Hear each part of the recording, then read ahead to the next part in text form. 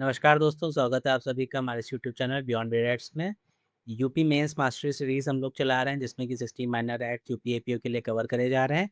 उसी सीरीज़ में आज 8th एक्ट कवर करेंगे हम लोग जो है SC ST act prevention of atrocities 1989 बहुत इंपॉर्टेंट एक्ट है, इससे सवाल बनेंगे ही बनेंगे। 2 अमेंडमेंट हो चुके हैं इसके अंदर मेजर 2015 और 2018 का। ये सारी चीज़ें हम लोग डिटेल में इस एक्ट में कवर करेंगे प्लस इम्पोर्टेंट केस लॉज़ क्या-क्या हैं इस एक्ट से रिलेटेड सारी चीज़ें आज के इस लेक्चर में पूरी तरीके से डिकोड करेंगे। आपके यूपी एपीओ मेंस के लिए वन स्टॉप सॉल्यूशन है। नोट्स अगर आपको खरीदने हैं तो डिस्क्रिप्शन में नंबर मिलेगा, उस पे आप मैसेज कीजिए। आपको नोट्स जितने भी अभी अवेलेबल हैं, वो सारी जानकारी वहीं से प्रोवाइड हो जाएगी। कहाँ जाना है आपको? डिस्क्रिप्शन में आपको नंबर मिल जाएगा। इसके अलावा बियॉन्ड बेरेट्स आपकी हेल्प करने के लिए एक तरीके से और सामने आई है, वो ये है बियॉन्ड बेरेट्स की टीम ने स्टार्ट किया है एक व्हाट्सएप ग्रुप जो कि है मेंस मेंटरशिप नाम से। तो मेंस मेंटरशिप में आपको डेली के कुछ क्वेश्चंस दिए जाएँगे, उनकी आंसर राइटिंग आपको करनी है। आंसर राइटिंग करके आपको भेजना है व्हाट्सएप पे ही। वो आंसर प्रॉपर्ली चेक किए जाएँगे, 1 टू 1 आपको गाइडेंस मिलेगी। आपको कोई भी समस्या है तो आपसे बात करा जाएगा। आपकी समस्या का सारा समाधान होगा। जब तक ये मेंस नहीं होता, तब तक के लिए ये प्रोसेस है आपके लिए। ये ऑफ़र आप अवेल कर सकते हैं ओनली एट 99 रुपीज़। इस समय दिक्कत ये है कि हमको आ सब रहा है, लिखना कैसे है? तो यही गाइडेंस आपको प्रोवाइड करी जा रही है। फ़ीस ये कोई फ़ीस नहीं है, ये फ़ीस सिर्फ़ इसलिए रखी गई है कि ऐसे बच्चे ना इन्वॉल्व हो जाएँ, भीड़ ना बढ़ाएँ जिनका पेपर से कोई लेना-देना नहीं है, सीरियस एस्पिरेंट्स नहीं हैं और केवल टाइम खराब कर रहे हैं। तो केवल फ़िल्टर आउट करने के लिए ये फ़ीस रखी गई है, जो कि नॉमिनल सी है। आप इसको पे कीजिए, सेम यही नंबर है जिस पे आप नोट्स परचेज़ करते हैं, उस पे आप मैसेज कर सकते हैं। तो आइए अब इस एक्ट को स्टार्ट करते हैं। कैसे-कैसे ये एक्ट चलता है, सीधी-सी बात है। बिना स्टोरी के कोई एक्ट बियॉन्ड बेयर एक्ट पे स्टार्ट नहीं होता है। तो आज के हमारे कैरेक्टर जो हैं, जो मेन हीरो हैं, वो हैं हमारे भाई साहब। आज गजोधर भैया नहीं है, आज गज्जू भैया हैं। गज्जू भैया समझिए एक नई उम्र के लड़के हैं, जो कि एससी एसटी एक्ट में से एससी या एसटी कम्युनिटी में से बिलॉन्ग करते हैं। ये अपने गाँव में रहते हैं बढ़िया, घर से निकलते हैं, कुछ दूर चलते हैं तो वहाँ पे सारे एससी-एसटी तो रहते नहीं हैं, जब गाँव थोड़ा-सा क्रॉस करते हैं तो अपर कास्ट के लोग भी हैं, अदर कास्ट के लोग भी हैं, तो वो क्या करना स्टार्ट करते हैं, गज्जू भैया को परेशान करना स्टार्ट करते हैं। जैसे जहाँ से निकले मार दिया, किसी ने पानी फेंक दिया, किसी ने कुछ एक्स्ट्रा ऐसी चीज़ ला के दे दी इनको कि ज़बरदस्ती आज तो बेटा ये खाओगे तभी ये मोहल्ला क्रॉस करोगे। तो जो इनएडिबल थी, किसी ने कूड़ा फेंक दिया इनके ऊपर, किसी ने कुछ कर दिया, किसी ने कुछ कर दिया, कहीं से जा रहे थे तो बस मार ही दिया, किसी ने कपड़े फाड़ दिए। तो ये सारी चीज़ें सुन के अजीब-सा लग रहा होगा, हम ये नहीं कह रहे सब ही हो जा रहा है इनके साथ, कोई भी एक चीज़ इनके साथ हो रही है, पर्टिकुलरली हो रही है, कोई ये वहाँ से निकल रहे हैं, तो इनकी कास्ट को लेके इनको चिढ़ाया जा रहा है या कुछ भी बोला जा रहा है, तो इस तरीके के इनके पास चीज़ें हो रही थी। फिर ये घूमते-फिरते गए एक दिन, इनका एक शहर में कुछ काम लगा था, इनका एक दोस्त था, वो गाँव से निकल के पहुँच गया था, वो हो गया था आप लोगों की तरह एक बहुत ही बड़का वकील। उसने जाके गज्जू भैया गए डरे-सहमे परेशान से, इनसे बातचीत हुई तो इन्हें पता चला अच्छा तो एडवोकेट भाई साहब ने बताया कि देखो गज्जू बेटा आर्टिकल 17 था पहले तो केवल, वो 17 कहता था कि अनटचेबिलिटी जो है वो फंडामेंटल मतलब आपके साथ अनटचेबिलिटी प्रोसेस नहीं करी जा सकती है, ये हमारा फंडामेंटल राइट था। लेकिन अब एससी-एसटी एक्ट भी बन गया है। बेटा तुम्हारे साथ जो कुछ हो रहा है ये सब कुछ इसमें सेक्शन 3 के अंतर्गत ऑफ़ेंस है। तो अगर तुम चाहो तो इन लोगों के खिलाफ एफआईआर लिखाओ क्योंकि तुरंत मतलब प्रिलिमिनरी इंक्वायरी नहीं होगी, तुरंत अरेस्टिंग होगी। हाँ, बर्डन ऑफ प्रूफ इस एक्ट के अंदर प्रोसिक्यूशन के ऊपर ही होगा, ये बात ध्यान रखिएगा। अदर जो हम लोगों ने अब तक सारे एक्ट पढ़े हैं, सातों एक्ट में बर्डन ऑफ प्रूफ इसके ऊपर था, एक्यूज़ के ऊपर था। बर्डन ऑफ प्रूफ यहाँ पे गज्जू भैया के ऊपर ही होगा कि उनके साथ ये सारी चीज़ें हो रही थी और बियॉन्ड रीज़नेबल डाउट इनको प्रूव करना होगा। तो अरेस्टिंग हो जाएगी, सारी चीज़ें हो जाएँगी, बेल नहीं मिलेगी, एंटीसिपेटरी बेल नहीं मिलेगी, बेल मिल जाएगी। बेल मिलने में भी लेकिन कोर्ट देखेगा कि सारी चीज़ें अप्लाई हो रही हैं कि नहीं हो रही हैं। तो वकील साहब ने ये सारी कहानी इनको बताई, गज्जू भैया घर वापसी हुई, गज्जू भैया ने बढ़िया एफआईआर लिखाई। जो लोग जिनको 4-5 3-4 लोग थे वो उनके खिलाफ एफआईआर हुई, पुलिस आई, इनको पकड़ के लेके गई। अब स्टेट गवर्नमेंट जो है वो ऐसे केसेस अगर कहीं पे ज़्यादा हो रहे हों, तो सेक्शन 14 के अंतर्गत 2015 के अमेंडमेंट के बाद एक्सक्लूसिव कोर्ट्स बना सकती है, जो कि ये सारे मैटर डील करेगी। और अगर वहाँ पे ऐसे मैटर बहुत ज़्यादा नहीं हो रहे हैं, रिपोर्टेडली बहुत कम है, तो फिर वहाँ पे जो सेशन कोर्ट है, उसी को ही स्पेशल कोर्ट बना के ये सारे केस वहाँ पे चलवा सकती है। तो ये पूरा हो गया इस एक्ट का खाका, जो आपको अब तक थोड़ा-थोड़ा समझ में आ जाना चाहिए। इससे पहले हम लोगों ने पीसीआरए बनाया था, उसको केवल अनटचेबिलिटी डील कर रही थी, उसमें बहुत ज़्यादा ये सारे इकोनॉमिक ऑफेंसेस, अब जो भी है प्रॉपर्टी कोई काट के ले गया, खेत से धान चुरा लिए, तो ये सारी चीज़ें नहीं डील हो रही थी। तो अब उसके लिए एससी-एसटी एक्ट बनाया गया, जिसमें ये सारी चीज़ें ओवरऑल डील हो रही थी। तो हिस्टोरिकल बैकग्राउंड इसका हम लोग देखते हैं। एसेंट कब मिली? 11 सितंबर 1989 को। फ़ोर्स में कब आया? 30 जनवरी 1990 में। known as Atrocities Act, aimed at protecting Dalit and Adivasis caste-based violence, humiliation and exploitation. इसको हम लोगों ने एट्रोसिटी एक्ट बोला। Recognises ordinary criminal law treats. Ordinary criminal law में क्या था, आईपीसी में ये जनरली ट्रीट किया रहता है, लेकिन अब आप एक चीज़ कंसिडर करो ना, कोई ऐसी चीज़ है आपके साथ रिपीटेडली सुबह शाम हो रही है, कोई आपको मार रहा है, पीट रहा है, आपके घर में जो वुमेन्स हैं उनके साथ इल ट्रीटमेंट हो रहा है, तो आपका मेंटल इक्विलिब्रियम कहाँ होगा? ये एक नेचुरल ऑफेंस नहीं है। मतलब जो नॉर्मली होते हैं उनसे बहुत ज़्यादा अलग लेवल पे इमोशनली, मेंटली, फिज़िकली हर तरीके से आदमी को ड्रेन आउट कर देता है। आप लोग नॉर्मली देखते हैं स्कूल में, आप लोगों ने देखे ही होंगे, बच्चे होते हैं जो बुली करे जाते हैं, उनका लेवल ऑफ कॉन्फिडेंस कहाँ पहुँच जाता है। या तो वो एकदम ही गायब हो जाते हैं, या फिर वो इतने खतरनाक क्रिमिनल हो जाते हैं सोसाइटी के लिए, तो वो दोनों ही एक्सट्रीम्स हमारे लिए सही नहीं है। तो जनरल आईपीसी और बीएनएस में इसको डील करने वाला नहीं है। इसके लिए अलग से ही हम लोगों ने एक एक्ट बनाया है, जो कि एट्रोसिटीज़ को डील ही कर रहा है। और एट्रोसिटीज़ कहाँ हैं? एट्रोसिटीज़ सारी जो सेक्शन 3(1) हम लोग पढ़ेंगे, उसके अंदर पूरी लिस्ट दी हुई है। वो पूरी एट्रोसिटीज़ की जो लिस्ट है वो आपको मेंस में पूछा भी जाएगा, वो लिखना भी होगा। लेकिन सारी एट्रोसिटीज़ नहीं लिखनी होती हैं, आपको सिस्टमैटिक कैटेगरी वाइज़ लिखना है, नोट्स में आपको प्रॉपर्ली सारी चीज़ें मिल जाएँगी। तो इस तरीके से ये इसका हिस्टोरिकल बैकग्राउंड है। इसको एक केस में सुप्रीम कोर्ट ने बोला भी, the act gives criminal teeth to the constitutional equality, dignity and abolish कराया अनटचेबिलिटी को। Why was it necessary? तो पीसीआरए में केवल अनटचेबिलिटी लॉ डील हो रहा था। It does not cover body, property और इकोनॉमिक राइट्स, जैसे हम लोगों ने ऑलरेडी बात करी। आईपीसी इग्नोर कर रहा था, पावर इम्बैलेंस था, सोशल टेरर था, systematic nature of caste based violence को डील नहीं कर रहा था। रिपीटेड रिपोर्ट्स, बार-बार रिपोर्ट्स जो रिपीटेड रिपोर्ट्स आ रही थी कि एनफोर्समेंट और लॉ मतलब जो पब्लिक सर्वेंट्स हैं, जो इस एक्ट का है, जो वैसे एनफोर्समेंट है, वो बहुत ज़्यादा सही से नहीं हो रहा है। कास्ट केसेस जो है रिपोर्ट भी कम हो रहे हैं, और ये समस्या बढ़ती भी जा रही है।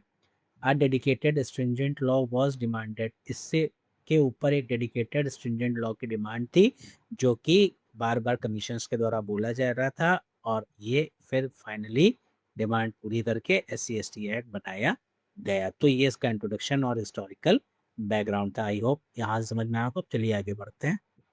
लॉ की डिमांड करी जा रही थी, तो फाइनली हमारे पास ये लॉ निकल के आया, और ये लॉ अस्तित्व में आया।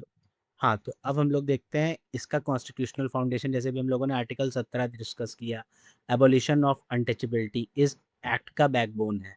वही ये एक्ट क्या है?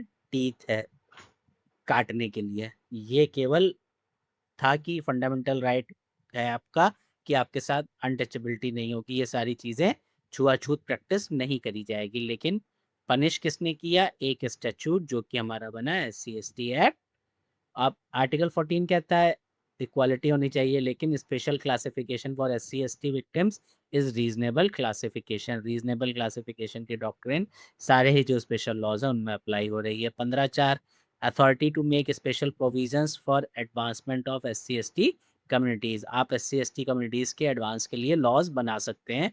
आर्टिकल 21 बात करता है caste atrocity attack dignity life and freedom from fear. ये सब क्या है? मतलब ये सब नहीं होना चाहिए ना, तो ये भी फंडामेंटल राइट है। बेसिक राइट टू लाइफ के अंतर्गत आता है कि किसी को फ्रीडम नहीं हो, वो किसी को फ़ियर नहीं होना चाहिए, डर नहीं लगना चाहिए, उसकी डिग्निटी पूर्ण जीवन होना चाहिए, तो ये सारी चीज़ें होनी चाहिए। आर्टिकल 46 क्या कहता है? State must protect SC ST communities from social injustice and exploitation. तो आर्टिकल 46 बताता है, मतलब कि मेरा डीपीएसपी बताता है कि स्टेट की ड्यूटी है ये कि भाई आपको एससी/एसटी कम्युनिटीज़ को प्रोटेक्ट करना है, उनकी डिग्निटी प्रोटेक्ट करनी है, ये गवर्नमेंट की ज़िम्मेदारी है।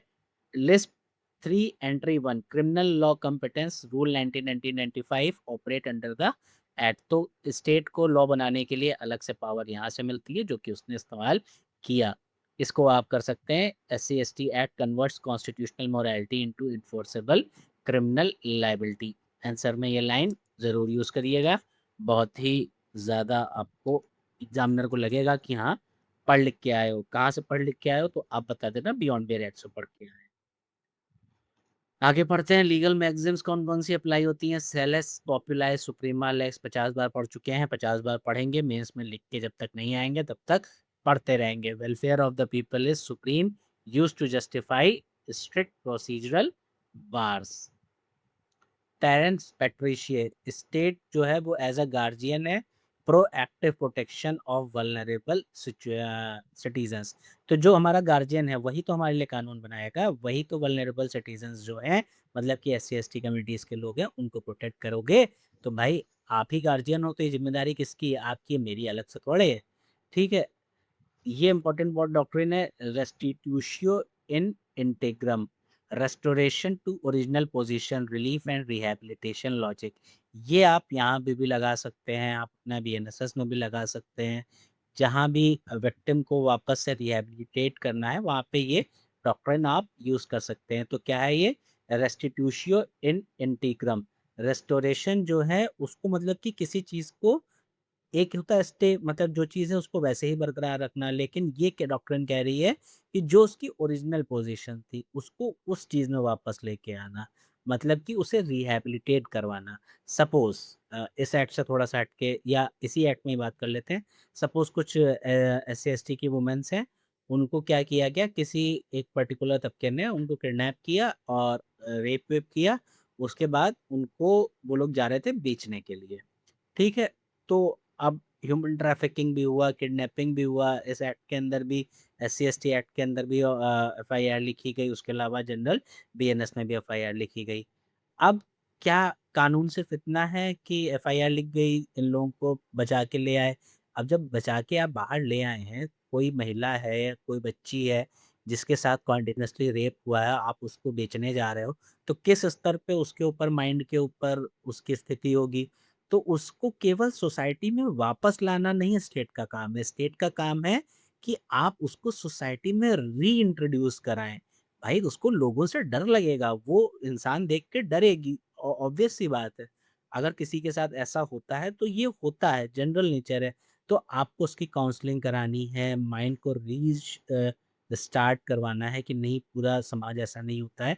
उसको वापस से समाज में ले जाना है और एक इम्पोर्टेंट पार्ट बनाना है, उसको काम दिलाओ, उसको उसकी लाइफ रीस्टार्ट करवाओ, समाज से दोबारा से उसका इंट्रोडक्शन कराओ। तो ये सारी चीज़ें आप करवाओ, इसीलिए ये डॉक्ट्रिन इतनी इम्पोर्टेंट है। Restitutio in integrum, restoration is the original position, relief and rehabilitation logic. Ubi jus ibi remedium, where there is a right there must be a remedy, act supply that remedy. Right कहाँ मिल रहा था? Article 17 में। Remedy कहाँ मिल रही है? एससी/एसटी act में। This act is not merely punitive, it is protective, preventive and restorative. फिर से मेंस के अंदर लिखिए, एग्जामिनर आपसे पूछने आएगा, किसने सिखाया? आप लोग बताना, किसने सिखाया? बियॉन्ड बेरेट्स ने। आगे चलते हैं। अब जो मेन इम्पोर्टेंट डेफिनेशन है, जिसको आपको ध्यान में रखना ही रखना है, ये डेफिनेशन काफ़ी इम्पोर्टेंट है, ये टर्म्स काफ़ी इम्पोर्टेंट है। तो एट्रोसिटी का मतलब सीधे-सीधे बता दिया गया है, offence punishable under section 3। Section 3 बहुत डिटेल में हम लोग पढ़ेंगे, बहुत कुछ दे रखा है, मेंस में यहाँ से अगर कुछ आता है तो वहाँ से ज़रूर आएगा। ये ऑपरेशनल डेफिनेशन है, कोई डायरेक्ट एब्स्ट्रैक्ट नहीं है, मतलब कि इसके अकॉर्डिंग जितनी भी चीज़ें सेक्शन 3 के अंदर हो रही हैं, किसी की प्रॉपर्टी पे कब्ज़ा, जो भी हम लोगों ने अभी गज्जू भैया की स्टोरी में डिस्कस किया, वो सब कुछ सेक्शन 3 में आता है। तो ये सब कुछ क्या है? एट्रोसिटी है। सेक्शन 3 में लिस्टेड ऑफेंसेस हैं पूरे एट्रोसिटीज़ के। शेड्यूल कास्ट क्या है, 21C में लिखा हुआ है, क्या लिखा गया है, मीनिंग एज आर्टिकल 324 के अंदर और नोटिफाई कहा गया है, आर्टिकल 341 के अंदर नोटिफाई किया गया है। प्रेसिडेंट बेसिकली एक लिस्ट बनाता है, उस लिस्ट के अकॉर्डिंग जितने भी लोग उस लिस्ट में आते हैं उनको हम लोग बोलेंगे SC। शेड्यूल ट्राइब्स आर्टिकल 342 के अंदर वो लिस्ट पाई जाती है, जितने भी लोग प्रेसिडेंट उसमें डालेंगे उनको बोला जाएगा शेड्यूल्ड ट्राइब्स। ये दोनों के डेफिनेशन 21C के अंतर्गत दी हुई है। प्रेसिडेंशियल लिस्ट डिसाइड SC और ST का status. Victim 21EC very important, बताइएगा कमेंट बॉक्स में BNSS में ये सेक्शन कहाँ पे है। इसको 2015 के अमेंडमेंट से ऐड किया गया है। SC ST पर्सन सफरिंग, कोई भी SC ST पर्सन है जो कि सफ़र कर रहा है फिजिकल, मेंटल, इमोशनल, मॉनेटरी और प्रॉपर्टी हार्म, इवन उसके रिलेटिव गार्जियन और लीगल हेयर्स, वो भी विक्टिम के अंदर आएंगे, FIR कर सकते हैं। विक्टिम का स्कोप वाइड है, फैमिली और लीगल हेयर्स भी हम लोगों ने कवर किए हैं। इसके बाद डिपेंडेंट्स कौन है, उस पर्सन के ऊपर जो लोग भी मॉनेटरी तरीके से किसी भी तरीके से डिपेंडेंट हैं, चाहे वो होली या फिर मेनली पार्शली किसी भी तरीके से हो, वो सब कौन कहलाएंगे, डिपेंडेंट्स कहलाएंगे। 21BB में ये दिया हुआ है।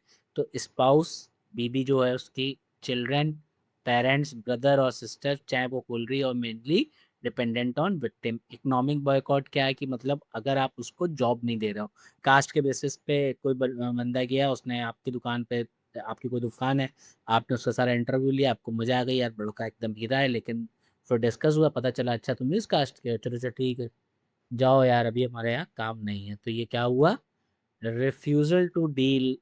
या फिर कोई आपके यहाँ लेबर काम करने आया, उनने आपसे बताया काम दे दीजिए, आपने पूछा कौन कास्ट, तो उनने कहा ये, तो उन्होंने कहा निकल लो यहाँ से बहुत तेजी में। तो ये क्या हुआ, इकोनॉमिकली बॉयकॉट कर रहे हो, मतलब कि SC ST एक्ट के अंतर्गत आप नाप दिए जाओगे। Refusal to deal, work, hire और provide services, profession, business due to caste, आप कास्ट की वजह से ये सारी चीज़ें परेशान नहीं कर रहे हो, इसी को हम लोग बोलते हैं मॉडर्न अनटचेबिलिटी कॉन्सेप्ट।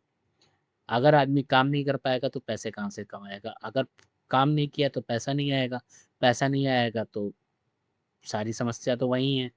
आप एक सर्टेन लाइफ स्टाइल के ऊपर बढ़ पाओगे, सोसाइटी में एक मेंटल तबके से आगे बढ़ पाओगे जब आप इकोनॉमिकली मजबूत होगे। इकोनॉमिकली नहीं मजबूत होगे तो वैसे भी आप कुछ भी नहीं कर पाओगे, आप मेंटली वैसे भी उड़े उड़े ही रहोगे। सोशल बॉयकॉट, आइसोलेट कर दिया गया कि आप ये इस कास्ट का आदमी, इससे कोई बात नहीं करेगा। डिनायल ऑफ कस्टमरी सर्विस, वो खाने सॉरी खाने का सामान लेने राशन की दुकान पे गया, कह रहे हैं इधर से भागो यहाँ से, क्या हम ऐसी कास्ट वालों को नहीं देते सामान, दुकान पूरी खराब कर दी, गंगा जल से तुलवाओ। वो कुछ हुआ था ना क्या, गंगा जल का कुछ इस्तेमाल हुआ था ना अभी कुछ साल पहले, पॉलिटिकली काफ़ी डिबेटेड रहा था, याद होगा आपको, जो लोग समझ गए वो लोग समझ गए, जो नहीं समझे वो नहीं समझे। एक्सेस और कम्युनिटी पार्टिसिपेशन, टोटी वोटी वाला भी कुछ मैटर हुआ था। कम्युनिटी से काट देना इज सोशल बॉयकॉट। विटनेस कहाँ डिफाइन है, 21ED में, any person acquainted with facts inclusive victim. तो जिसको भी फैक्ट्स मालूम है, विक्टिम को भी एज अ विटनेस कंसीडर किया जाता है। प्रॉन एरिया चैप्टर 3 इस पर डिपेंड करता है।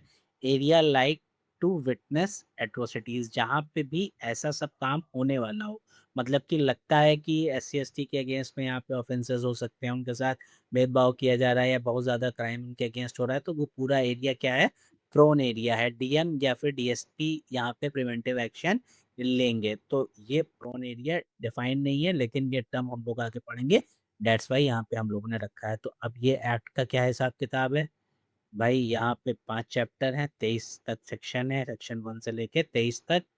इसके अलावा एक शेड्यूल है जो कि हम लोग डील करेंगे, चैप्टर 1 2 3 4, 4A एंड 5। सेक्शन 3 बहुत इंपॉर्टेंट है, एक्सटेंडमेंट आपसे डायरेक्टली क्वेश्चन पूछा जा सकता है, डायरेक्टली क्वेश्चन इस पे आ सकता है, राइट्स के ऊपर आ सकता है। तो एंटिसिपेटरी बेल इम्प्लीमेंटेशन, ये सब आपको ऐसे ही पता है कि एंटिसिपेटरी बेल यहाँ पे नहीं मिलती होगी। तो बहुत अच्छा एक्ट है, डिटेल में कवर कर रहे हैं। अब आते हैं सबसे most important segment, section number 3।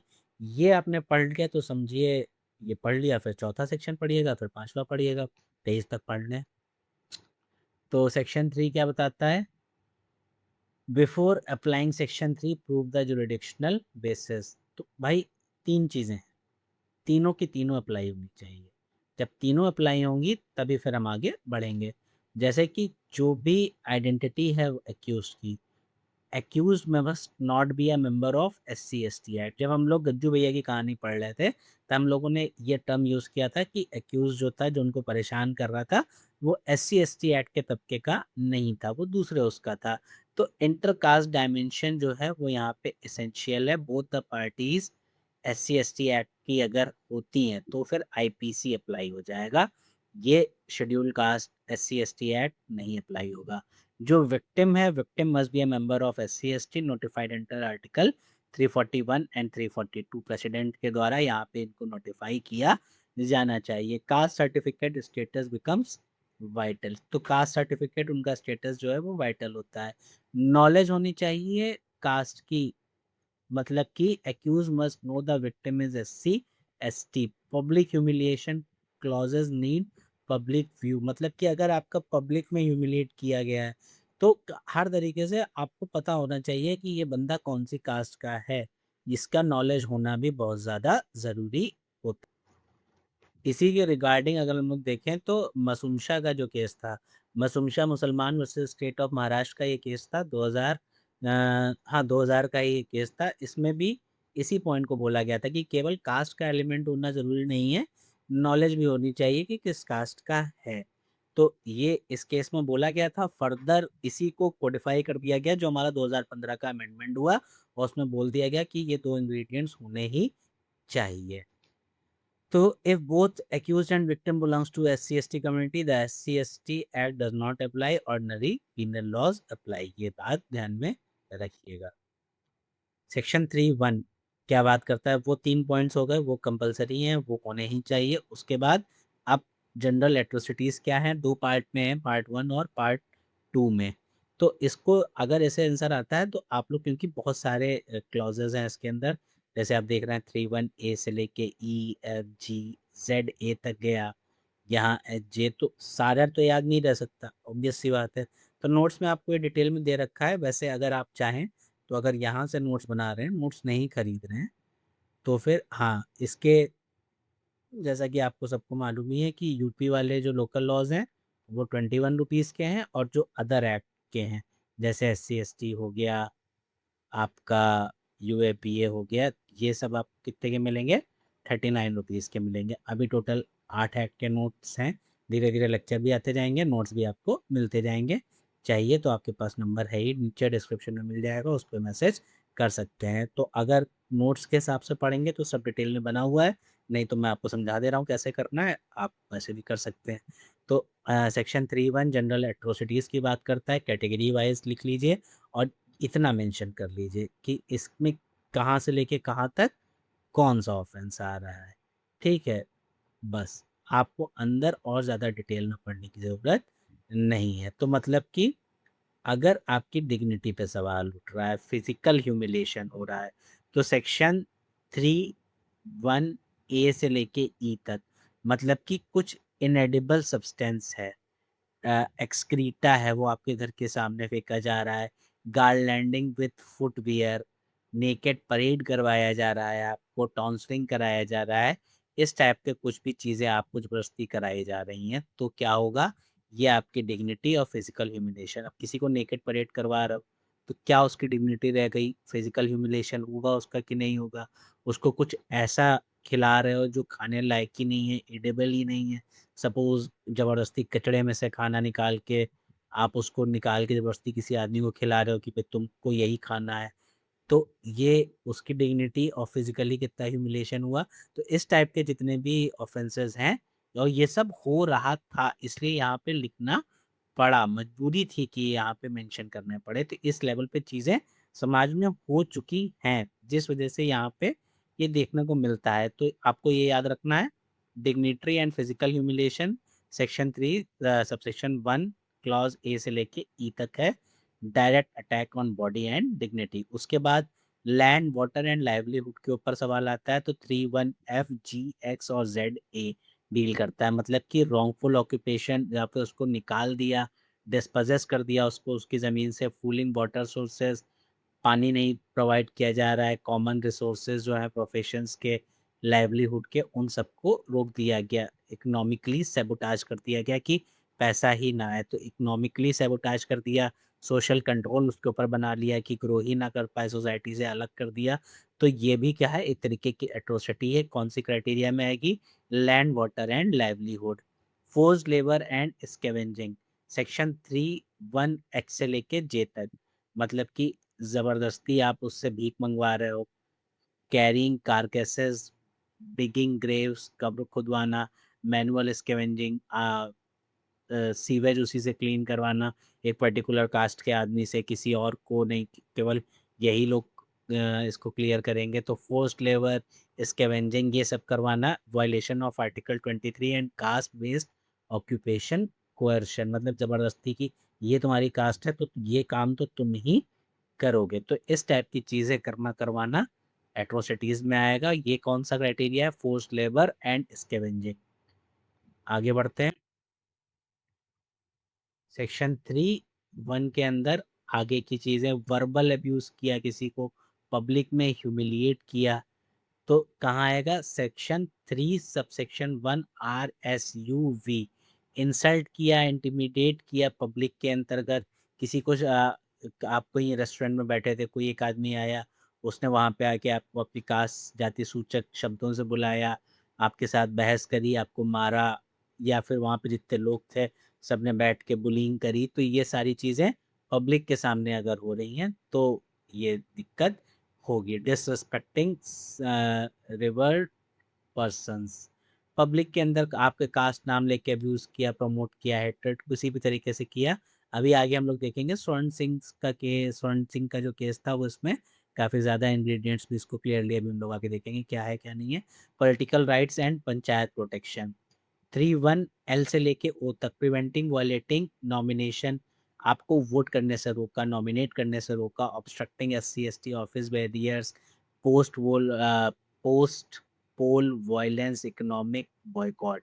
किसी भी तरीके से आप बेसिकली ये समझिए कि किसी भी इंसान को उसके कास्ट के बेसिस पे परेशान किया जा रहा है, उसको ज़मीन नहीं दी जा रही है, खाने को नहीं दिया जा रहा है, उसको वर्बल अब्यूज़ कर रहे हो, पब्लिक में अब्यूज़ कर रहे हो, उसको पॉलिटिकली जो उसके जो राइट्स हैं वो एग्जीक्यूट करने को नहीं मिल रहे हैं, वोट देने जाना चाहता है, वोट नहीं दे पा रहा है, इलेक्शन में खड़ा होना चाहता है, इलेक्शन में नहीं खड़ा हो पा रहा है, रिलीजियसली वो अपने राइट्स प्रैक्टिस नहीं कर पा रहा है, देवी देवताओं को नहीं ले पा रहा है, उसको देवदासी प्रथा की तरफ आप झोंक दे रहे हो। ठीक है, कोई पर्टिकुलर कास्ट का इंसान है, कोई लड़की है, उसको आप जैसे विच क्राफ्ट, मतलब जैसे जल टूना करती है, इस टाइप से करके आपने उसको इन्वॉल्व कर दिया। तो और कास्ट को इन्वॉल्व करके ये सारी चीज़ें अगर आप करते हो तो स्पेसिफिकली कास्ट के लोगों को आप परेशान कर रहे थे, तो इजी टारगेट भी ऐसे लोगों के लिए कौन होगा? इन कास्ट की जो वुमेन्स हैं, अगर आप उनके अगेंस्ट में जो कोई ऑफेंस करते हो, सेक्सुअली टच कर रहे हो विदाउट उनकी कंसेंट, सेक्सुअली कोई वर्ड या जेस्चर बना रहे हो, तो ये सब भी इसके अंदर एट्रोसिटीज़ में आएगा। तो ये सब कहाँ देखिए, पॉलिटिकल राइट्स तो यहाँ से यहाँ तक आ गया, रिलीजियस एंड कल्चरल ऑफेंसेस की है। तो टी, के और जेड बी के अंदर crime against SC/ST women, W1 से लेके W2 के अंदर ये दिया हुआ है। इसके अलावा सिस्टमैटिक बॉयकॉट और इविक्शन, अगर आपने किसी का कर दिया कि इस गांव से इसको बॉयकॉट, गांव निकाला कर दो, विलेज से बाहर कर दो, सोशल इकोनॉमिक बॉयकॉट हो गया। लीगल सिस्टम, मतलब फर्जी किसी को परेशान करने के लिए आप ही ने जाके कोई कंप्लेंट, फॉल्स मैलिशियस वेक्सेशियस कोई प्रोसीडिंग करवा दी, पब्लिक सर्वेंट को झूठ झूठ बता के कोई आपने FIR करा दी। Practical framing, always link categories with dignity, economic control, political participation और एक्सेस टू कंट्रोल। इसको आपको याद में रखना है, इसी तरीके से आपको इस आंसर को फ्रेम करना है। Mains answer should not merely list clauses, आपको सिर्फ क्लॉजेस नहीं लिखने हैं, आपको सोशल पर्पस भी शो कराना है। तो इस तरीके से कैटेगरी वाइज और यहाँ पे ये सारी चीज़ें आपको मेंशन करते हुए जाना है, ये आपको बेसिकली याद होना चाहिए। क्लॉजेस आपको जितने ज़्यादा याद रह जाएँ उतनी अच्छी बात है। वन लाइन में अगर बात किया जाए तो section 3 subsection 1 covers humiliation, disposition, forced labour, public abuse, political obstruction, women specific abuse, boycott और लीगल हरासमेंट। इसके अलावा आगे बढ़ते हैं तो 3(2) अब ये जो ऑफेंसेस थे उनका एग्रावेटेड फॉर्म, पिकाचू विकसित होके हो गया राइचू। तो राइचू एट्रोसिटीज कौन कौन सी हैं? सेक्शन 3 सबसेक्शन 2(1) में बात करा गया है, अगर आपने किसी के अगेंस्ट में फॉल्स एविडेंस दिया था और वो पर्सन SC ST का था और वो इनोसेंट था, जिसकी वजह से क्या होता है, उसको डेथ पेनल्टी मिल जाती है या मतलब कोई सीवियर पनिशमेंट है उसमें, तो आपको भी नाप दिया जाएगा, डेथ पेनल्टी प्लस फाइन तक का पनिशमेंट आपको मिलेगा। अगर आप फॉल्स एविडेंस देते हो जिसके अंदर 7 या फिर 7 ईयर्स से ज़्यादा का कन्विक्शन होता है, तो फिर 6 मंथ टू 7 ईयर्स या फिर उसके ऊपर तक का पनिशमेंट आपको हो सकता है। 3(2) क्लॉज 3 क्या बताता है? मिसचिफ बाय, अगर आप किसी SC ST के घर में आग लगा देते हो, बम फेंक के चले आए, SC ST की कोई प्रॉपर्टी आपने डैमेज कर दी, इलाके में इतना बम मारा कि धुआं धुआं हो गया, तो 6 मंथ से लेके 7 ईयर तक की सजा प्लस फाइन। उसके अलावा 3(2) sub clause 4 fire explosive targeting worship place, अगर आपने फिर वही आग लगा दिया, एक्सप्लोसिव मार दिए कहाँ पे, जहाँ पे वर्शिप की जगह थी मंदिर पे, ड्वेलिंग और प्रॉपर्टी, उनकी प्रॉपर्टी या जहाँ पे वो लोग रह रहे थे वहाँ पे, तो लाइफ इम्प्रिजनमेंट प्लस फाइन आपको होगा। आपने किसी का घर जला दिया, रिलीजियस प्लेसेस जला दी, तो आपको क्या होगा? लाइफ इम्प्रिजनमेंट आपको हो जाएगा। इसके अलावा 5 में क्या बताया गया है? IPC के जो ऑफेंसेस हैं पनिशेबल हैं 10 साल के ऊपर तक, committed knowing victim is SC ST, आपने ऐसे कोई ऑफेंस किए ये जानते हुए SC ST है, तो भी आपको लाइफ इम्प्रिजनमेंट प्लस फाइन का पनिशमेंट होगा। Convert serious IPC crime into special aggravated crimes. 5A ये अमेंडमेंट के द्वारा ऐड हुआ था। Schedule IPC offences committed knowing victim is SC ST, तो जो ऑफेंस आपको वहाँ दिया गया है वही ऑफेंस आपको यहाँ दिया जाएगा। बस चेंज ये हो जाएगा कि आपका जो केस है वो स्पेशल कोर्ट में चलेगा। Everyday IPC offences like hurt stalking can enter into special court, special court में चलेगा, सीरियस नेचर का ऑफेंस हो जाएगा। 6 क्या बात कर रहा है? कॉजिंग एविडेंस टू डिसअपियर और giving false information to screen offender, punishment जो होगा उस ऑफेंस का वो ऑफेंस आपको मिलेगा एसेसरी आफ्टर द फैक्ट। मतलब क्या है इसका, अगर हम लोग समझे, मतलब कि कोई नॉन SC ST का बंदा है, वो क्या कर रहा है, वो ये कर रहा है कि वो छुपा रहा है, छुपा रहा है, क्या छुपा रहा है कि कौन सा ऑफेंस, अगर मतलब एविडेंस जो भी थे किसी एक पर्टिकुलर केस के, उन सबको छुपा रहा है, तो फिर उसको भी वही सजा मिलेगी जिस जो उस मेन ऑफेंस की होगी। 7 क्या बात कर रहा है? Public servant committing any offence under section 3, public servant है वो ऑफेंस कर रहा है जो कि अभी हम लोगों ने सेक्शन 3 के अंदर पूरी लिस्ट पढ़ी थी, तो minimum 1 year to maximum 48 offence, उस ऑफेंस का जो मैक्सिमम पनिशमेंट है वो उसको मिलेगा। तो वैसे वहाँ पे मिनिमम कितना था? मिनिमम जो हम लोगों ने देखा था वहाँ पे वो था 6 मंथ, लेकिन अगर वो पब्लिक सर्वेंट है तो 1 ईयर तक का हो जाएगा।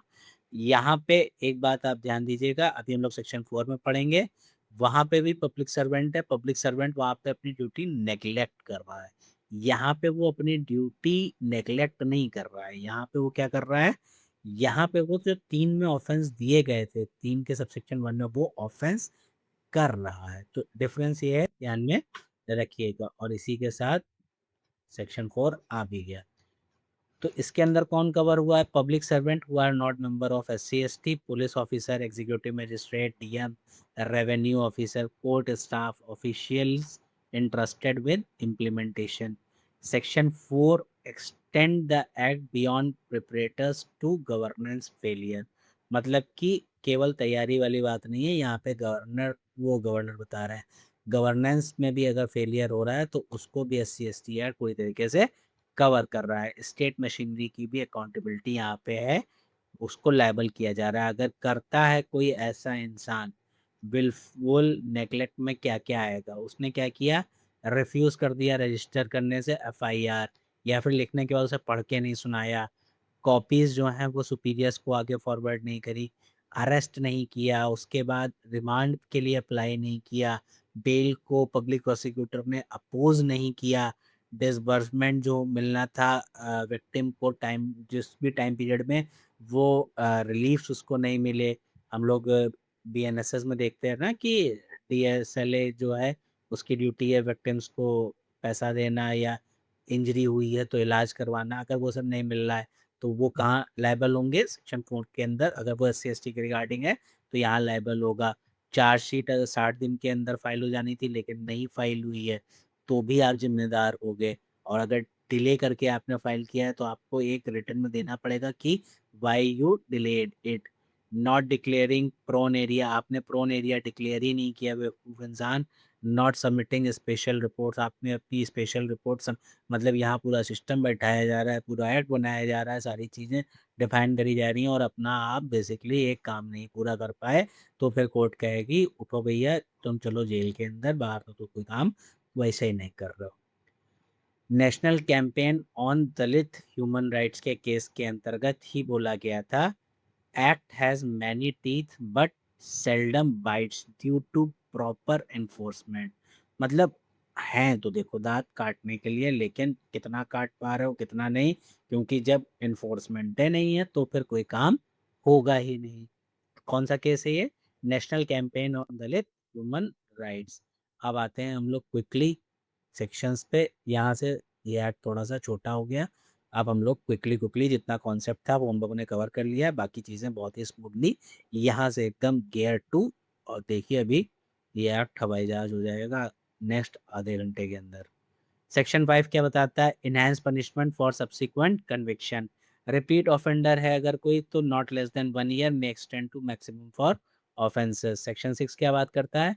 आईपीसी के जो प्रोविजंस हैं उन पे ये एक्ट अप्लाई होगा, जैसे section 34, section 149 punishment exceptions abetment conspiracy and attempt पे ये वाला जो पार्ट है अप्लाई होगा। इसे एज इट इज याद कर लीजिएगा।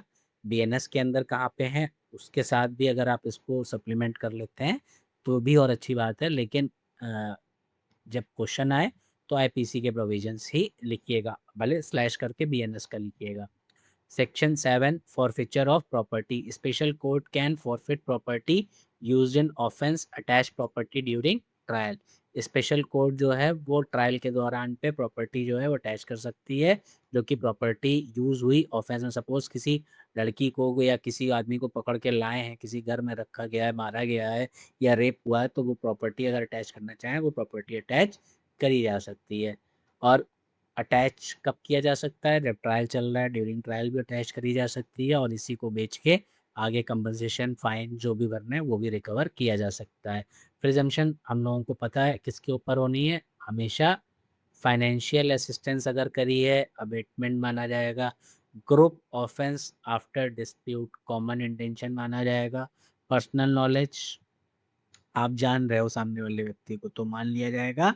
प्रिजम्पशन है कि आपको इसकी कास्ट की नॉलेज है, मतलब आपका किसी एक इंसान से पर्टिकुलर मिलना था 1 महीना 2 महीने तक। अब आपके उसमें विवाद हो गया, SC/ST एक्ट में केस लिख लिया गया, तो आप ये नहीं कह सकते अरे हमको मालूम ही नहीं था ये कौन सी कास्ट का है। कोर्ट कहेगी नहीं हम प्रिज्यूम कर रहे हैं, आप प्रूफ करो कि ये इसके अंतर्गत नहीं आता है, ये आपको नहीं पता था। सेक्शन 9 क्या बता रहा है? Conferment of powers. स्टेट में कन्फर पुलिस पावर, इसको हम लोग रूल को रीड करेंगे। इसमें बोला गया है किसी भी पुलिस ऑफिसर को सेक्शन 9 के अंतर्गत, बट जब हम रूल 7 के साथ पढ़ते हैं SC/ST एक्ट के, तो investigation by officer not below, तो वो आदमी डीएसपी की रैंक के नीचे नहीं होना चाहिए जो इसके अंदर जिसको पावर यहाँ पे दी जाएंगी। सेक्शन 10 क्या बात करता है? स्पेशल कोर्ट में remove persons likely to commit atrocity from schedule tribe tribal prone area. Maximum कितने दिन के लिए? 3 साल तक के लिए। Representation within 30 days. Externment हम लोगों ने एक एक्ट के अंदर और पढ़ा था, बताइए कितने दिन के लिए और कौन कर सकता है एक्सटर्नमेंट की प्रोसीडिंग्स? आपको ये याद रखना है, यहाँ पे कितना है? 3 साल के लिए 30 डेज के अंदर आपको रिप्रेजेंटेशन देना होगा। सेक्शन 11 क्या बात करता है? एक्सटर्नमेंट अगर आपको नहीं मालूम है तो मतलब है तड़ीपार। किसी एक पर्टिकुलर एरिया में रहते थे, कोर्ट ने देखा कि आप उपद्रवी आदमी हो चुके हैं, आप एट्रोसिटीज़ कर रहे हैं, तो वो कह सकती है कि भाई सपोज़ आप लखनऊ में रहते हैं, कहते हैं यहाँ से निकल के सीधे बनारस चले जाओ। लखनऊ के 100 किलोमीटर के रेडियस में आप नहीं आएँगे। तो इस तरीके से जब कोर्ट एक्ट करती है तो उसको देश ने वो शहर निकाला, तड़ीपार, इसको एक्सटर्नमेंट बोला जाता है। सेक्शन 11 क्या कहता है? फेलियर टू लीव और इल्लीगल री-एंट्री, मतलब आप भगे ही नहीं, आपने कोर्ट का ऑर्डर को ही नहीं माना, तो फिर आपका अरेस्ट हो जाएगा, रिमूव करेगी पुलिस आपको और ढाके पुलिस कस्टडी में रखा जाएगा, पुलिस कस्टडी में रख के आपको बाहर फेंका जाएगा। Temporary permission possible with bond, आप कुछ टाइम के लिए अगर आना चाहते हो तो आपको परमिशन लेनी पड़ेगी, तभी आप एंट्री कर सकते हो। कोर्ट कंट्रोल करेगा आपके टेम्परेरी रिटर्न को। सपोज़ कोई इंसान बाहर था, उसके घर में किसी की डेथ हो गई, जो वापस आना है, तो आपको कोर्ट में अप्लाई करना पड़ेगा, तब आपको टेम्परेरी परमिशन मिलेगी, तब आप वापस आ सकते हैं। सेक्शन 12 क्या बोलता है? Extern person must allow measurements and photograph, जिसको निकाला जा रहा है वो अपने बॉडी मेजरमेंट्स देगा और अपने फोटोग्राफ देगा, रिफ्यूज़ल आप नहीं कर सकते हैं। रिफ्यूज़ल किया तो फिर आईपीसी का सेक्शन 186 का ऑफेंस होगा। कमेंट में बताइए बीएनएस का क्या सिस्टम है यहाँ पे।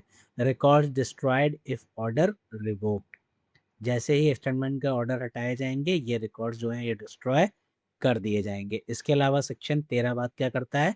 कंट्रावेंशन टू सेक्शन 10 ऑर्डर, मतलब कि अगर आपने एक्सटेंडमेंट का ऑर्डर नहीं माना तो फिर punishable up to 1 year and fine, तो आपको 1 साल तक का पनिशमेंट और फाइन देना पड़ेगा।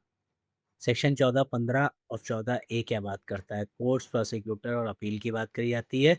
14 बात करता है state government with concurrence of chief justice high court, याद रखिएगा स्टेट गवर्नमेंट किसके साथ? Chief justice of high court के साथ बैठ के स्पेसिफाई करेगी कोर्ट ऑफ सेशन को as a special court in each district. 2015 के अमेंडमेंट से हुआ कि एक्सक्लूसिव स्पेशल कोर्ट भी हम लोग बना सकते हैं अगर वहाँ पे ये सारे इश्यूज बहुत ज़्यादा आ रहे हैं। अदरवाइज जो स्टेट गवर्नमेंट में वहाँ पे सेशन कोर्ट है उसी को हम लोग एज ए स्पेशल कोर्ट बना देंगे।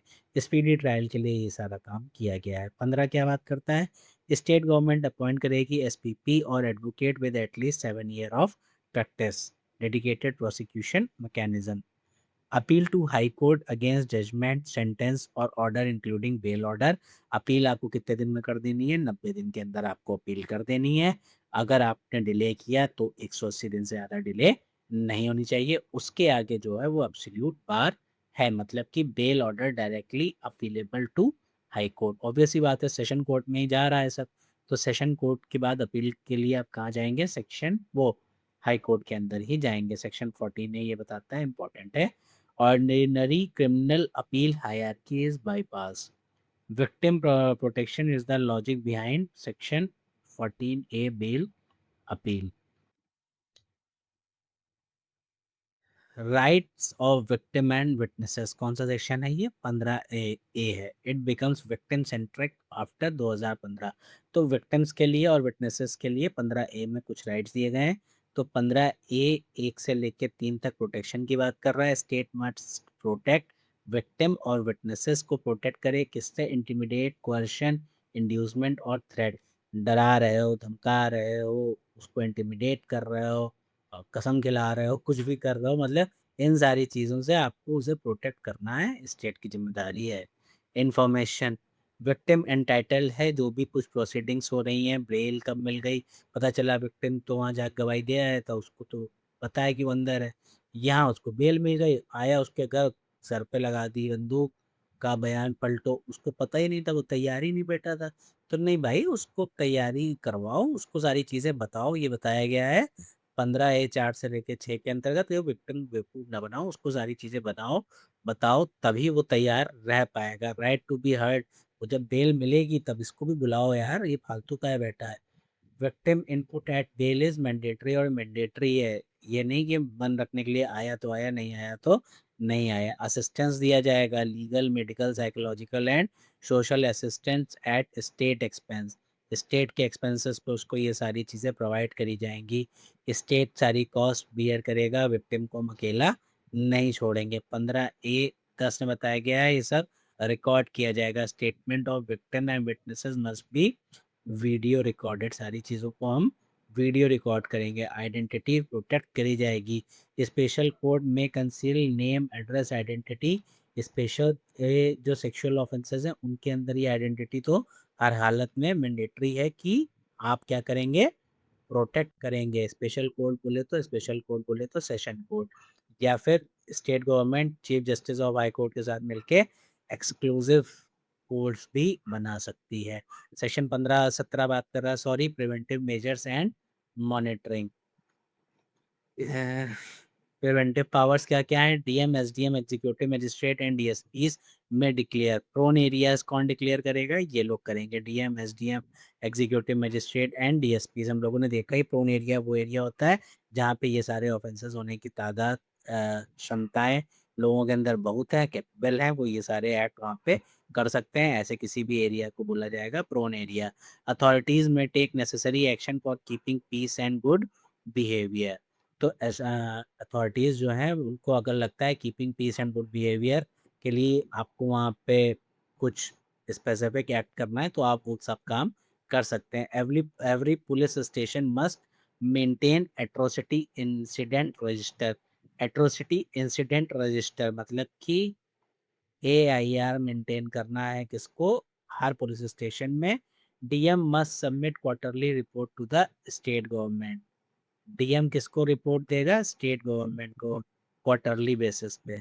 मॉनिटरिंग कमिटीज में क्या क्या होगा? State level vigilance and monitoring committee chaired by chief minister. Chief minister के अंदर एक मॉनिटरिंग कमेटी बनाई जाएगी। डिस्ट्रिक्ट लेवल कमेटी बनाई जाएगी डीएम के अंतर्गत। सब डिविजनल कमेटी बनाई जाएगी मॉनिटर करने के लिए लोकल लेवल पे। Weak committee functioning is a major enforcement challenge. अब ये जो कमेटी का इन्फोर्समेंट प्रोसेस है ये काफ़ी ज़्यादा चैलेंजिंग है, इसमें बहुत ज़्यादा समस्या आ जाती है प्रैक्टिकल बेसिस पे।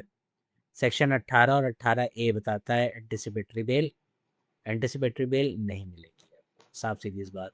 Preliminary inquiry before FIR not required. FIR must be registered immediately. 18A(1)(I) बताता है। इसमें कुछ केसेस भी हैं जो अभी करेंटली आए हैं, उसको हम लोग देखेंगे, लेकिन अभी बेयर एक्ट प्रोविजन से यही चल रहा है। Prior approval before arrest not required. IO must arrest immediately. ये कहाँ है? 2 में। Anticipatory bell 438 CRPC। अब बताइए बीएनएसएस में कौन सा सेक्शन है? Absolutely barred. Exception frivolous FIR disclosing no prima facie offence. Regular bail permissible, bars only anticipatory bail. Victim has right to be heard under section 15A। Appeal against bail order. Bail order के अंदर appeal आप कर सकते हैं, कहाँ जाएगी? High court में। Section 14A में हम लोगों ने ये डिस्कस ऑलरेडी किया। ऑफेंसेस एंड पनिशमेंट हम लोग देख ही चुके हैं। सेक्शन जनरली 3(1) एट्रोसिटीज 6 मंथ से लेके 5 ईयर तक का पनिशमेंट है।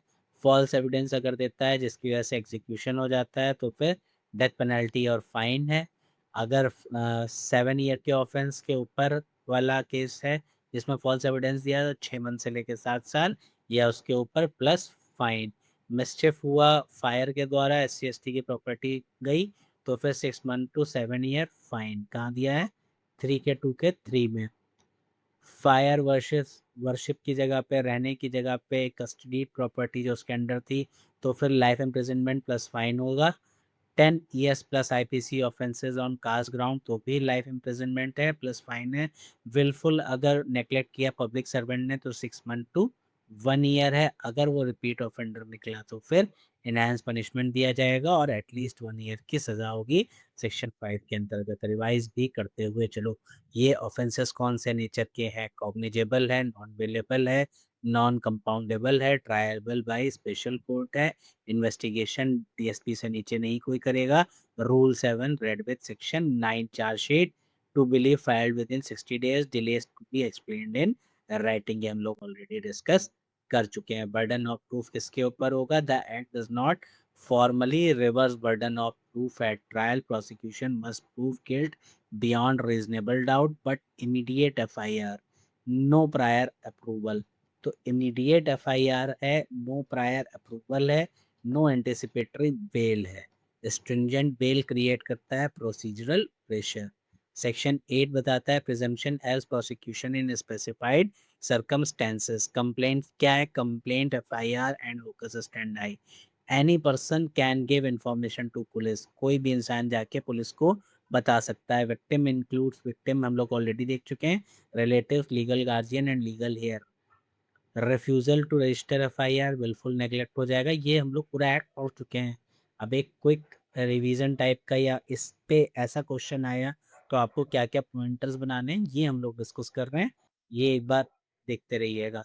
रिलीफ एंड रिहैबिलिटेशन, एससी/एसटी रूल्स 1995 के अकॉर्डिंग, मर्डर, डेथ या फिर एससी/एसटी विक्टिम के साथ हुआ तो फिर क्या, minimum rupees 8.25 lakhs, many states, कई जगह पे क्या है 15 से 20 लाख का भी पैसा दिया जाएगा। 25% on FIR, 75% on chargesheet, balance on conviction.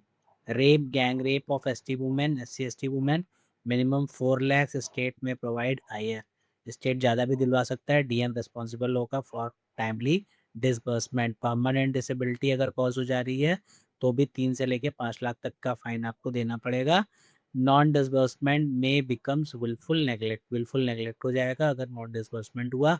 Homeless displaced victim है कोई तो at least ₹2 lakh for resettlement, rehabilitation required. Social economic boycott अगर किया गया है तो 1 मंथ के ऊपर तक तो भी 25,000 रुपये फाइन देना पड़ेगा। रिकॉग्नाइजेज मॉडर्न एक्सक्लूजन, ये ध्यान रखिएगा। बाकी तो कहीं भी पढ़ लेंगे, ये चीज़ें आपको नहीं मिलती हैं रूल्स, ये ज़्यादा ध्यान में रखिएगा। अब कुछ कुछ डिबेट्स भी चलती हैं, जैसे क्लासिफिकेशन किस बेसिस पे किया जा रहा है, तो वो हम लोगों ने देखा कि रीजनेबल क्लासिफिकेशन के बेसिस पे हम लोग इसको करते हैं। आर्टिकल 21 और bail bar, section 18 bar protects victims witness from intimidation upheld in Prithviraj Chauhan के केस के अंदर एंटिसिपेटरी बेल को लिंक करके बोला गया था, लेकिन बोला गया कि ये सब ज़रूरी चीज़ें इसलिए जस्टिफाइड हैं। Presumption of innocence, regular bail मिल सकती है। Prosecution burden at trial, prosecution के ऊपर ही बर्डन होता है। नो फुल स्टैट्यूटरी रिवर्सल, कोई भी रिवर्सल नहीं है। बर्डन ऑफ प्रूफ विक्टिम के ऊपर ही है, प्रोसिक्यूशन को ही साबित करना है beyond reasonable doubt. Immediate arrest होगा, बाकी सारी चीज़ें होंगी, लेकिन बर्डन ऑफ प्रूफ उसी के ऊपर होगा। इसके अलावा 15(4) के अंदर स्पेशल प्रोविजंस बनाए गए, हम लोग ऑलरेडी देख चुके हैं 2018 अमेंडमेंट।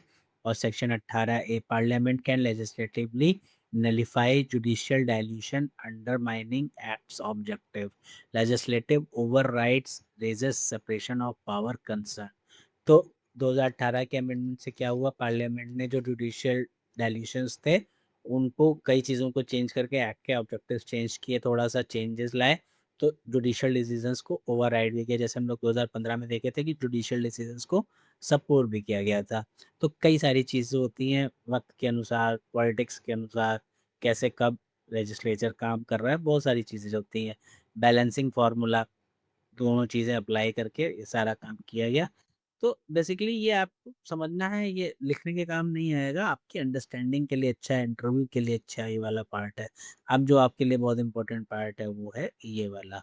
सुभाष काशीनाथ महाजन का केस था 2018 का। Supreme court diluted section 18 preliminary inquiry and prior approval before arrest, anticipatory bail if no prima facie case, later legislative override कर दिया इसको। मतलब कि क्या हुआ, सुभाष काशीनाथ का केस जो था, जो हम लोग डिस्कस भी कर रहे थे, सुभाष काशीनाथ महाजन वर्सेस स्टेट ऑफ महाराष्ट्र का केस था, ये 2018 में आया था। इसमें सुप्रीम कोर्ट ने कहा था कि एफआईआर अगर होती है तो पहले प्रिलिमिनरी इंक्वायरी करो, सीधे एफआईआर मत लिखो।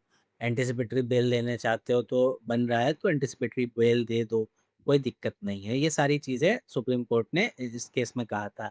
लेकिन उसके बाद क्या हुआ, इसके बाद 2018 का अमेंडमेंट आया SC/ST एक्ट का, उसमें 18A को ऐड किया गया और 18A को ऐड करके कहा गया कि जो सुप्रीम कोर्ट ने बकवास करी है उसको सिरे से खारिज करो, कोई साथ प्रिलिमिनरी इंक्वायरी नहीं होगी, एंटिसिपेटरी बेल का बार है वो बार रहेगा। जो मतलब पहले की स्थिति थी वही मेंटेन कर दी गई थी। उसके बाद इसी अमेंडमेंट को चैलेंज करते हुए पृथ्वीराज चौहान का केस आया था। तो पृथ्वीराज चौहान के केस के अंतर्गत क्या हुआ, पृथ्वीराज चौहान के केस के अंदर कहा गया कि 2018 वाला ये जो अमेंडमेंट आया था ये वैलिड है, इसमें आप कुछ नहीं कर सकते। 2020 के अंतर्गत आप हेल्ड कर दिया 2018 वाले अमेंडमेंट को। सेक्शन 18A वापस से वो सेक्शन 18 वाली कंडीशंस वापस आ गई, रिस्टोर्ड कर दिया पूरा उनका जो स्ट्रिक्ट बार था। उसके बाद केवल ये बोला गया कि अगर देख के लगता है प्राइमा फेसी बिल्कुल भी केस नहीं बन रहा है, तो फिर आप एंटिसिपेटरी बेल दे सकते हैं, अदरवाइज स्ट्रिक्ट कंडीशंस अप्लाई होंगी। किस केस में कहा गया था? Prithviraj Chauhan versus union of India 2020 का केस था। National campaign on Dalit human rights 2016 हम लोग ऑलरेडी अभी चेक कर ही चुके हैं, पढ़ा है कि many teeth but seldom bites. जब जो हमारी अथॉरिटीज़ हैं अगर वो सही से काम नहीं करती हैं, तो सुप्रीम कोर्ट ने कहा था कि इम्प्लीमेंटेशन जो है उसके अलावा जो हमारी अथॉरिटीज़ हैं, पब्लिक सर्वेंट हैं, उनको प्रॉपर्ली वर्क करना होगा, तभी ये एक्ट जो है ये प्रॉपर्ली वर्क कर पाएगा। स्वर्ण सिंह को हम लोग ऑलरेडी डिस्कस कर लिए हैं, 2008 का केस था। इसमें बोला गया था कि caste name abuse in public view पे बात करी गई थी। दोनों चीज़ें होनी चाहिए, नॉलेज भी होना चाहिए और विक्टिम जो है वो उस कास्ट से होना चाहिए। Insult falls under the act, mens rea and public view are central, दोनों चीज़ें अप्लाई होनी चाहिए। पाटन जामल वली का केस था 2021 का, रिकॉग्नाइज किया इन्होंने कि इंटरसेक्शनल डिस्क्रिमिनेशन होना चाहिए। Dalit women face caste gender vulnerability, court must apply intersectional lens, मतलब कि SC ST का हो, जिस जो एक्यूज्ड है वो दूसरे उसका हो, इंटरसेक्शनल डिस्क्रिमिनेशन होना चाहिए। मासूम शाह मुसलमान का केस हम लोग ऑलरेडी चेक कर चुके हैं, पढ़ लिया है कि केवल SC ST का status was held insufficient under older approach, offences must be on caste ground. Note 2015 का जो अमेंडमेंट था वो भी इसी को अमेंड करते हुए हम लोग अब ऑलरेडी ये केस पीछे हम लोग कवर कर चुके हैं। State of MP versus Ramkrishna Balotia, इसके केस में कहा गया था, अपहेल्ड किया गया था special criminal law regime for SC ST victims at valid under constitutional scheme. तो जो इस एक्ट को वैलिड करने के लिए अपहेल्ड किया गया था state of MP versus Ramkrishna Balotia का case. Bharat Kumar versus state of UP के केस में क्या कहा गया था? Used in article 14 discussion classification justified to historical. जो भी हमारा क्या बोलते हैं आर्टिकल 14 वाली डिबेट अभी हम लोगों ने पढ़ी थी, समझी थी, रीजनेबल क्लासिफिकेशन होता है उन सब चीज़ों को यहाँ पे historical and structural caste violence को क्लासिफाइड कर दिया गया था, जस्टिफाई किया गया था कि सारी चीज़ें ठीक है, SC ST एक्ट के अंतर्गत सारी चीज़ें आ रही हैं। हाँ, Bharat Kumar versus state of UP के केस में हुआ ये था, भरत कुमार जो था इसके ऊपर ऑफेंस लगा था रेप का, किडनैपिंग का IPC के अंतर्गत। इसके अलावा जब इसको पकड़ के कोर्ट में लेके आया गए और जब 164 का बयान हुआ लड़की का, तो लड़की लड़की जो थी ऑब्वियसली यहाँ हम लोग पढ़ रहे हैं तो SC कम्युनिटी की थी। लड़की ने साफ साफ मुकर गई, लड़की ने कहा कि नहीं, जो भी ये ऑफेंस ऑफेंस हुआ है ये कोई ऑफेंस नहीं है, मैं इस आदमी के साथ अपनी इच्छा से गई थी। ये बहुत दिन से भाई साहब क्या थे, जेल के अंदर थे, तो ये क्या किया कोर्ट ने, इनको बेल ग्रांट कर दी। कोर्ट ने कहा कि ऑलरेडी कॉन्ट्रैक्टेड कर गई लड़की का बयान भी, तो आप इसमें बेल ग्रांट कर ले, फालतू में रखने का कोई फ़ायदा नहीं है। बुलाया जाएगा तो आने को तैयार हैं, बेल की कंडीशंस के लिए तैयार हैं। 2 श्योरिटीज़ को लेके बेल ग्रांट कर दी गई थी। वो कोर्ट ने पर्सनल लिबर्टी को आर्टिकल 14 का डिस्कशन करते हुए इसमें Bharat Kumar versus state of UP में आदमी को बेल ग्रांट कर दी थी। ये सारे केसेस बहुत इंपॉर्टेंट हैं, आप ज़रूर से ज़रूर रखिएगा। न्यू डेफिनेशंस कौन-कौन सी ऐड हुई हैं? विक्टिम की, डिपेंडेंट की, इकोनॉमिक बॉयकॉट, सोशल बॉयकॉट और विलफुल नेग्लेक्ट जो हम लोगों ने पढ़ी। New atrocities offences, multiple offences कौन से? फुटवियर, गार्लैंड, टॉन्शरिंग, डिफाइलिंग सिंबल्स, देवदासी वाली प्रथा एक्सेट्रा, ये सारी जो चीज़ें हैं 2015 के अमेंडमेंट से ऐड हुई थी। फुटवियर गाइडलाइन मतलब किसी के गले में वो जूते की माला डालना, गधे पे बैठा के काला करवा के बुलवा रहे हो, तो फुटवियर गाइडलाइन। या टॉन्सलिंग, जबरदस्ती किसी का मुंडन कर दिया, टकला कर दिया, तो इस टाइप के जो और एट्रोसिटीज़ हैं ये सब 2015 से ऐड करी गई थी। विक्टिम राइट 15A में इंसर्ट किया गया था, protection information hearing and bail assistance video recording 2018 में कुछ भी नहीं किया गया। Court and monitoring exclusive special courts बनाई गई थी, हम लोगों ने देखा 14 के अंतर्गत। प्रिवेंटिव मॉनिटरिंग फ्रेमवर्क दिया गया, ये भी हम लोगों ने देखा। 2018 में कोई मेजर इसमें नहीं चेंज आया। Response to judicial dilution section 18A insert किया गया। No preliminary inquiry, no prior approval, जो जुडिशियल डिसीजन था उसको डायल्यूट यहाँ पे कर दिया। कौन से केस में किया था बताइए? Prithviraj Chauhan versus union of India में। जो अमेंडमेंट हुआ था उसको हम लोगों ने मान लिया था। पब्लिक सर्वेंट लायबिलिटी 4(2) के अंदर डिटेल्ड विलफुल हम लोगों ने देखा ना, एफआईआर ना कराना, 60 दिन में चार्जशीट ना देना, तो ये सारी चीज़ें। क्रिटिकल एनालिसिस आप लोग आराम से पढ़िएगा, चैलेंजेस क्या है। Threat caste identity as specific criminal aggravating element section 3 cover कर रहा है। Physical, symbolic, economic, political, social, women specific atrocities. 4 creates accountability of public servant. 15 A comprehensive victim rights framework, DSP level से investigation होगी। Overall ये हम लोग पूरा पढ़ चुके हैं, ध्यान से देख लीजिएगा। कंपैरिजन किया जाए आईपीसी से या पीसीआरए जो पहले था, पॉक्सो से, या फिर क्या है, तो आईपीसी ट्रीट करता है कास्ट वायलेंस को as ordinary crime. SC/ST treats caste identity as aggravating procedure, वो पावर स्ट्रक्चर। भाई SC/ST में इसको ज़्यादा सीरियस तरीके से डील किया जा रहा है। पीसीआरए केवल टचेबिलिटी से लिमिटेड था, यहाँ पे सोशल, इकोनॉमिक, पॉलिटिकल सारे सिंपल, डिग्निटी सब चीज़ें कवर करी जा रही हैं। POCSO both are victim protective.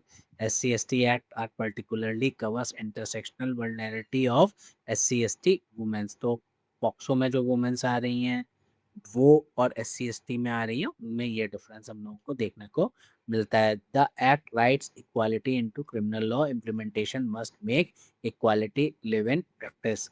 The law can write equality on paper, but it takes justice system that believe it to make equality live in practice।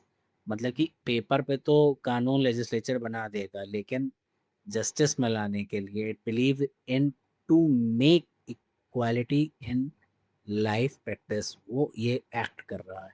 और वो act बहुत अच्छे से कब कर पाएगा, जब हम क्या डील करेंगे, जितने भी हमारे पब्लिक सर्वेंट्स हैं वो और अच्छे से काम करें। तो how is this act is running, last हमारा देख लेते हैं फ्लो चार्ट।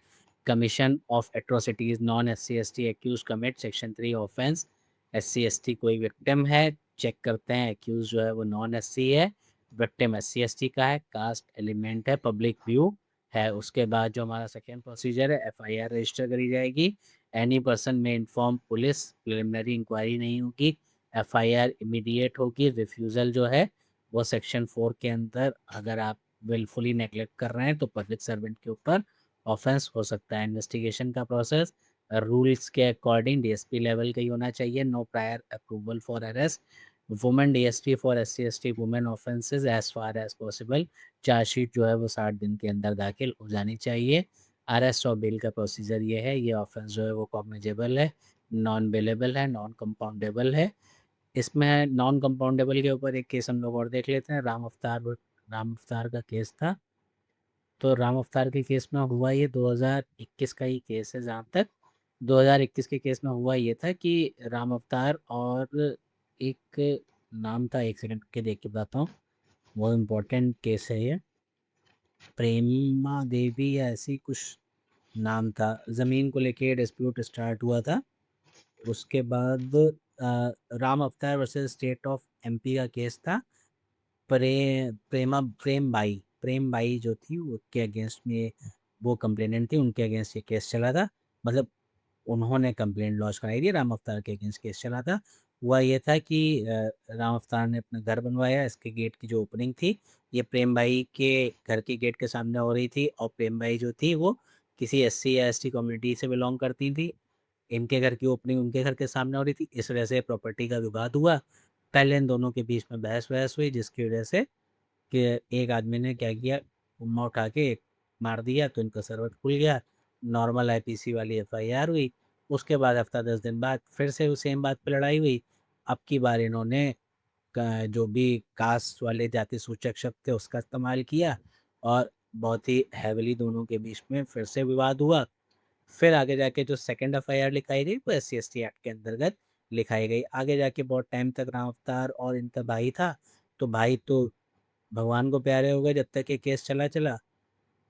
ये केस चलते चलते चलते पहुंचा सुप्रीम कोर्ट तक। सुप्रीम कोर्ट में ये पहुंचा, और बोला गया सेक्शन 140 आर्टिकल 142 के अंतर्गत कि तब तक इन दोनों का सेटलमेंट भी हो गया, इतना समय हो गया। लेकिन सुप्रीम कोर्ट ने क्या कहा, और हाई कोर्ट ने भी यही बोला कि भाई ये स्पेशल लॉ है, इसमें कंपाउंडिंग नहीं होती है। लेकिन जो वकील थे उनकी डिबेट ये थी कि ये स्पेशल लॉ है, जबकि ये प्रॉपर्टी डिस्प्यूट था, और आगे जाके एससी एसटी में कन्वर्ट हुआ और दोनों में सेटलमेंट हो भी चुका है, तो सुप्रीम कोर्ट मतलब ग्रांट कर सकती है। तो सुप्रीम कोर्ट ने कहा कि हाँ ठीक है, बात तुम्हें सही है कि हम तो वैसे ही सुप्रीम कोर्ट हैं, तो अगर एक्ट भी रोक रहा है तो भी सुप्रीम कोर्ट के ऊपर पावर है आर्टिकल 142 के अंतर्गत कि हम इसको, अगर केवल प्रॉपर्टी डिस्प्यूट था, आगे जाके कुछ और सिनेरियो बना तो और दोनों के बीच में प्रॉपरली सेटलमेंट हो चुका है तो हम मान लेते हैं। तो कंपाउंडिंग इस केस में at the end of the day कर दी गई थी, हालांकि ये नॉन कंपाउंडेबल है, याद रखिएगा। अगर आपको कंपाउंडिंग बतानी है तो आपको Ram Avtar versus state of MP के केस को कोट करना पड़ेगा। फिर उसके बाद relief to victim, victim responsible है, वो डीएम रिस्पॉन्सिबल है for immediate relief, 25% on FIR, 75% on chargesheet, balance conviction के टाइम पे पूरा हो जाना चाहिए। असिस्टेंट्स 15A के अंदर ट्रायल चलेगा, स्पेशल एक्सक्लूसिव कोर्ट होगी, कन्विक्शन और पनिशमेंट सेक्शन 3161 से लेके 5 मंथ, 321 में अगर डेथ कॉज कर रहा है तो डेथ, अगर इन बाकी सब में तो सेक्शन 5 रिपीट पनिशमेंट, मतलब कि अगर आपने दोबारा से किया है तो आपको इनहेंस पनिशमेंट मिलेगा। अपील आपको करनी है फाइनल जजमेंट के सेंटेंस और ऑर्डर इंक्लूडिंग बेल ऑर्डर, कहाँ हाई कोर्ट में होगी, 14A के अंतर्गत होगा। Triple ingredient test, wilful neglect, ये सारी चीज़ें आप लोग देख लीजिएगा। आई होप ये सारे क्वेश्चंस हैं मेंस के जो आपको लगाने चाहिए। इंट्रोडक्शन, कंक्लूजन आराम से पढ़िए, और अगर कुछ भी ना समझ में आया हो तो कमेंट बॉक्स में पूछिए। नोट्स लेने हैं तो डिस्क्रिप्शन में नंबर है, व्हाट्सएप ग्रुप पे ऐड होना है जो हमारा मेंस मेंटरशिप प्रोग्राम है, तो भी आपको 99 रुपये की फ़ीस देनी होगी और नंबर सेम है, आप उस पर बात कर सकते हैं। आई होप सारी चीज़ें सही चल रही होंगी, प्रिपरेशन बढ़िया चल रही होगी। कोई भी गाइडेंस चाहिए ड्रॉप कीजिए, मैसेज कमेंट पे भेज कीजिए। इसके अलावा अगर लेक्चर समझ में आ रहे हैं तो भाई उनको शेयर भी कीजिए, यही एक आपकी जिम्मेदारी है। चलिए मिलते हैं नेक्स्ट लेक्चर में। जय श्री राम।